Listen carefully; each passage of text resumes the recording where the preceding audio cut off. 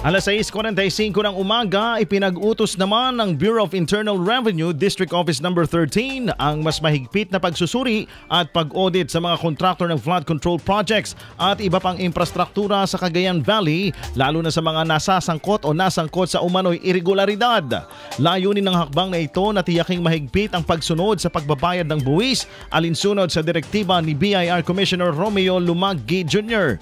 Ayon kay Revenue District Officer Attorney Maria Isabel Barcia, kabilang sa isasagawa ang masusing inspeksyon at mahigpit na pagmamanman sa mga proyekto upang masiguro ang tamang pagbabayad ng buwis ng mga kontraktor. Dagdag pa niya, kapag may nadiskubreng ghost projects, hindi ito papayagang ibawas at ang computation ng buwis ay ibabatay sa aktwal na halaga ng proyekto.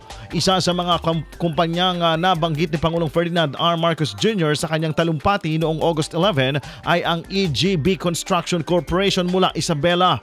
Batay sa datos mula sa sumbong sa pangulo.ph, nakakuha umano ang kumpanya at mga katuwang nitong joint venture partners ng humigit kumulang 7.3 billion pesos na halaga ng kontrata sa flood control mula July 2022 hanggang May 2025. Sa kabila ng mas pinaigting na audit, iniulat ng BIR District Office 13 na lumagpas sila sa itinakdang target sa koleksyon ng buwis para sa unang semestre ng taong 2025. Sa target na 2,843,700,000 pesos ay nakalikom sila ng 3,029,000